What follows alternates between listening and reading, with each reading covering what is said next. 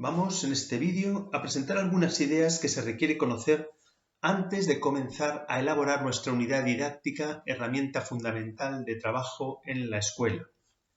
Este breve vídeo se compondrá de 5 apartados. En primer lugar, vamos a ver el concepto. ¿Qué es la programación? Una primera definición que nos da la Real Academia Española no tiene connotaciones puramente pedagógicas, habla de que programar es idear y ordenar las acciones necesarias para realizar un proyecto. Esto nos sirve bien para empezar a acercarnos al concepto. Sin embargo, yendo a definiciones puramente educativas, vamos a tomar una que aporta la Comunidad Autónoma de Aragón en su currículo oficial y habla de la programación como instrumento de planificación que es necesario para que se lleve a cabo el proceso de enseñanza-aprendizaje y insiste mucho esta definición en la necesidad de trabajar coordinadamente el profesorado. Conviene en este momento recordar que el artículo 91 de la LOMLOE señala entre las funciones del profesorado que la primera de ellas es la programación y enseñanza de las áreas que le sean encomendadas. Y también queremos matizar que la programación didáctica parte del nivel anterior de concreción curricular, que es el currículo oficial de la comunidad autónoma. Pasando a las funciones de la programación, una vez visto el concepto, podemos señalar que la primera de estas funciones es la planificación del proceso de enseñanza-aprendizaje. Es decir, es necesario explicitar, dejar por escrito qué voy a hacer, cómo lo voy a hacer, qué es lo que quiero conseguir con mi actuación en el aula, y esto se consigue gracias a la unidad didáctica. En segundo lugar, podemos hablar de dar coherencia a los proyectos de centro. ¿Qué significa esto? Bueno, pues la necesidad de que todos los documentos, el ideario del centro, nuestro planteamiento educativo en el colegio o instituto se plasma en diferentes documentos y la unidad didáctica tiene que ayudar a que todos ellos trabajen en la misma línea, de una forma que llamamos coherente. También, además, la unidad didáctica es punto de partida para, por ejemplo, adaptar el currículum a aquellos alumnos que lo necesitan. Partimos de la unidad didáctica de todo el aula para hacer cambios que ayuden a adecuarse mejor a las necesidades de cada niño o niña en el aula. También nos sirve para revisar lo que hemos hecho, para trabajar en común, cosa que ya hemos insistido anteriormente. Es decir, la unidad didáctica nos va a servir para revisar muchos aspectos de nuestro trabajo, nuestra acción educativa. La docencia es un trabajo intelectual, no es un trabajo manual. Requiere momentos de reflexión, de pararnos a pensar. Y la labor del docente en el aula es muy exigente, no paramos. Las acciones vienen una detrás de otra encadenadas sin dejarnos apenas tiempo para la reflexión. ¿Cuándo nos podemos parar a pensar? Cuando nos sentamos, planificamos nuestra siguiente actuación, lo dejamos por escrito para luego poderlo revisar. Por tanto, es lo que de verdad nos convierte en expertos educadores. Por otro lado, también la unidad didáctica nos sirve para orientar al alumno y alumna, para que se sepa qué les vamos a pedir, lo cual tienen derecho a conocer, que ellos deben saber qué esperamos que sean capaces de hacer. Y por último, y no por ello menos importante, también la unidad didáctica y nuestra programación servirá para informar a las familias de qué se está haciendo, sobre todo porque es necesario que familia y escuela trabajen en una misma línea, trabajen coordinadamente y para ello es obligación del maestro informar adecuadamente a las familias. A continuación, en este tercer apartado, vamos a comentar qué características debe reunir nuestra programación. Una primera característica es la adecuación. ¿A qué debe ser adecuada la programación? A un montón de cosas. Desde luego a las características del entorno, a las características de nuestro colegio, tenemos polideportivo, tenemos aulas grandes o pequeñas, tienen mucha luz y sobre todo debe ser adecuada la programación a cómo son nuestros alumnos. También la programación debe ser concreta. ¿Qué significa concreta? Que no sea excesivamente abstracta, sino que de verdad indique qué es lo que vamos a hacer, con qué lo vamos a hacer, en qué tiempos, con qué características o con qué actividades día a día.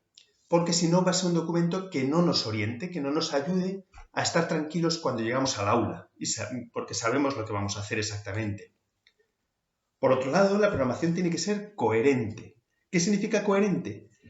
Que existe una relación clara entre lo que decimos que queremos conseguir y los medios que ponemos para conseguirlo. No podemos aspirar a grandes objetivos y luego hacer actividades que no nos conducen a esos objetivos, a esos fines que queremos desarrollar en el alumnado. Tiene que ser coherente internamente la programación, todos sus elementos. Además, tiene que ser viable. ¿Qué significa viable? Que sea realista. Es decir, que no me proponga cosas imposibles. Cuando damos clase en el aula, disponemos de un tiempo determinado y no más. Disponemos de unos recursos determinados y no más.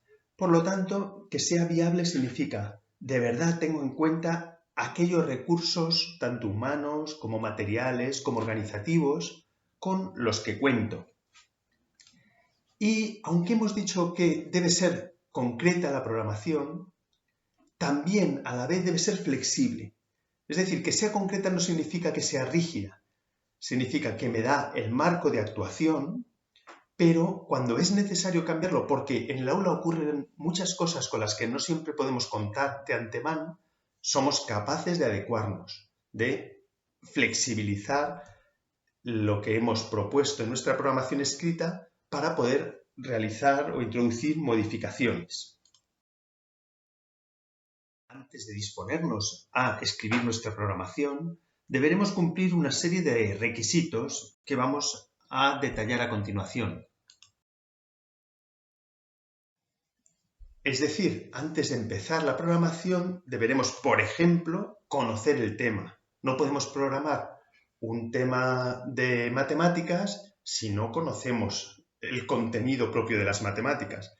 Y conocerlo no es solo saber aquello que vamos a enseñar, sino, por supuesto, ir 3 pasos por delante, ser capaz de responder las dudas que surjan, aunque algunas puedan ser un poco más complejas de lo que nosotros pensábamos contar. Por tanto, un conocimiento de los temas, en este caso propios de la educación primaria, son imprescindibles, es imprescindible este conocimiento. Pero también hay que saber cómo transmitir esos saberes. Eso le llamamos conocer la didáctica, propio de esta asignatura. ¿Cuáles son las mejores maneras de ayudar al alumno y alumna a aprender? ¿Es mejor trabajar individualmente o en equipo? ¿Es mejor plantear un trabajo cooperativo, trabajar por rincones? ¿Es mejor enseñar a leer desde un método fonético, globalizado, silábico? Eso es un conocimiento que nos aporta la didáctica como ciencia propia de la pedagogía. Por supuesto, también conocemos o debemos conocer a nuestros alumnos. Esto significa, por ejemplo, saber lo que es la psicología evolutiva y conocer las diferentes etapas que atraviesa el desarrollo humano. Pero también conocer al grupo concreto que tenemos. Unos años tendremos unos grupos más trabajadores, otros años menos trabajadores. En momentos tendremos alumnos a los que debemos motivar con actividades que supongan movimiento físico, con otros que sean más plásticos, más artísticos. Bueno, pues esto es necesario, conocer a cada uno de los chavales en la medida de lo posible, conocer cómo se relaciona el grupo, si existen problemas importantes o no, etc. Por otro lado, debemos siempre intentar partir de los conocimientos previos de los alumnos, de lo que ya saben sobre el tema. Esto nos lleva al concepto de la zona de desarrollo próximo que planteó Vygotsky. Es decir, un nuevo conocimiento debe asentarse en conocimientos anteriores para ampliar esa zona de desarrollo próximo. Primero, ayudándoles a hacer cosas que no son capaces de hacer solos, pero sí con ayuda, para que progresivamente alcancen unas habilidades que les permitan realizar cada vez más tareas en soledad. Y también debemos conocer los proyectos del centro. Cuando nosotros programamos, tenemos que conocer las características del colegio en el que trabajamos, sus prioridades, su ideario, y todo eso se refleja tanto en los documentos propios del centro como en la cultura propia del centro, que se pone de relieve en el día a día del centro. Para finalizar este vídeo, comentaremos qué apartados debe contener nuestra unidad didáctica. Conviene decir que aquí los vamos a citar brevemente, pero será posteriormente en los siguientes vídeos donde detallaremos exactamente cada uno de ellos, qué es y cómo se elabora. El primer apartado que aparecerá siempre será una portada, lógicamente, un índice y unos datos identificadores que nos permiten situar rápidamente nuestra unidad didáctica, es decir, en qué curso la vamos a aplicar, desde qué área, qué saberes o qué conocimientos va a plantear, cuál va a ser su duración, poco más. Rápidamente un vistazo, dejaremos claro qué es esa unidad didáctica y a quién va dirigida. Luego deberemos justificar y contextualizar nuestra unidad didáctica. Justificar es básicamente explicar por qué es importante, qué aporta al alumno, qué utilidad tiene. Y contextualizar es explicar en qué colegio estamos trabajando, cómo son nuestros alumnos, el grupo, cómo se conforma nuestro colegio y qué pretende conseguir, cuál es su ideario. Este elemento de la contextualización, lógicamente, no se repetirá en cada unidad didáctica, irá en la programación de todo el año. ¿Por qué? Porque el colegio no va a cambiar a lo largo del año, ni previsiblemente nuestros alumnos. Si en algún momento ocurre algo, por ejemplo, que llegan nuevos alumnos, a lo mejor hay que, en una unidad didáctica, tocar la contextualización detallando qué es lo que ha cambiado. Pero, insisto, este elemento básicamente será de la programación. A continuación, diremos algo sobre nuestra metodología, es decir, de qué manera vamos a trabajar esta unidad didáctica. Vamos a trabajar por proyectos, por rincones, va a haber un aprendizaje cooperativo, vamos a trabajar a través de Flipped Classroom. Es necesario para entender cómo vamos a trabajar que la metodología quede bien descrita. Luego incluiremos un listado de contenidos, de saberes básicos que indican qué van a conocer los alumnos gracias a esta unidad didáctica, qué conocimientos van a adquirir, qué van a aprender a hacer, cuáles van a ser las habilidades que desarrollen y sean capaces de poner en práctica, también qué actitudes vamos a desarrollar, vamos a trabajar en nuestra unidad didáctica, porque son elementos todos ellos importantes. Luego habrá un elemento, un apartado, que citará tanto los criterios de evaluación como las competencias específicas, como los descriptores operativos del perfil de salida del alumno, que aparecen en el decreto de currículo, pues cuáles vamos a desarrollar, cuáles vamos a utilizar, a aplicar en nuestra unidad didáctica.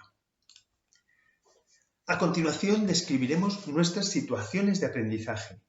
Es decir, ¿qué van a tener que hacer los alumnos? ¿A qué van a hacer frente? ¿A qué retos? ¿A qué dilemas que tienen que resolver?